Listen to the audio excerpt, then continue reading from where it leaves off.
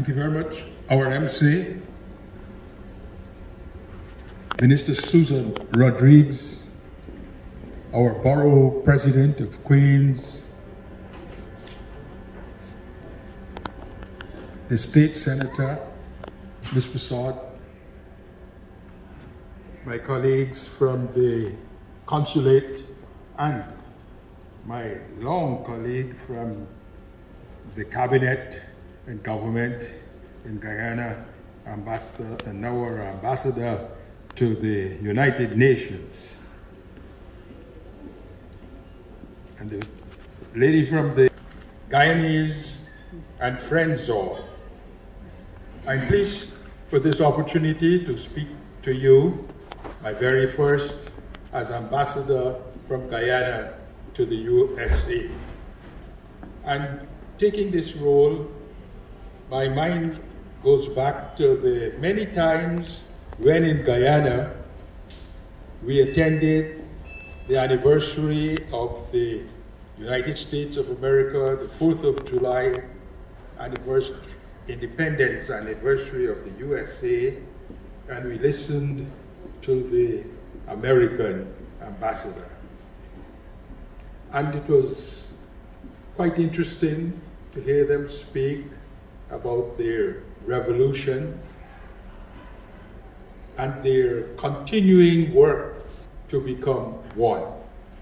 And now being stationed in Washington, I cannot help but be aware of much of the history of the USA. Many times people point to places, towns nearby where various things happened at the time of independence and at the time of the Civil War. And it struck me that countries come out of years of experience, good times and bad times, times of togetherness and times of differences. And I can see that we in Guyana have had similar things happening to us, even though we're less than 1 million, and we speak of a country, the USA, your new home, as a country of over 300 million now, and still the most powerful country in the world. And yet still I can see similarities. There are the differences here. There's the challenge of becoming one and to steadily work towards a more perfect union. I think that we in Guyana, when we became independent back in 1966, we did not know the great challenge that faced us. And I see two main challenges that faced us. The challenge of becoming one from our 6 peoples, and the challenge of developing our country. Until independence, we may say that Guyana was being developed, but being developed by others in their way of thinking, and maybe for them. But on becoming independent, the development of Guyana became our responsibilities. It has been challenging all the years to now.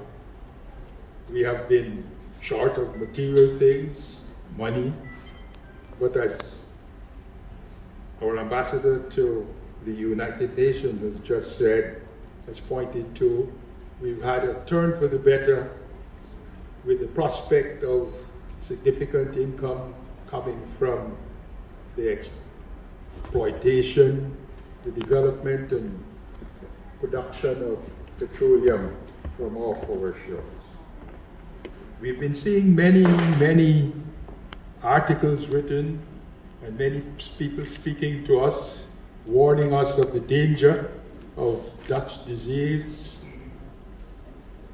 But I think the answer to counter that is for us all to see this benefit as challenging us to become better people, to become more responsible people, and that is what our government is working at health and education, so that each generation of Guyana becomes more capable than the one before, and working at infrastructure so that we see the developments in our country as you see out here.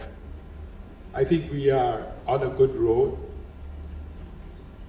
Some people may have been dismayed by our troubles so far, and particularly the events that surrounded our last election in 2020 does point out that whilst we have made great progress in coming together and sticking together and staying together as a people, it points out the danger that if we don't work at it, things could become difficult for us.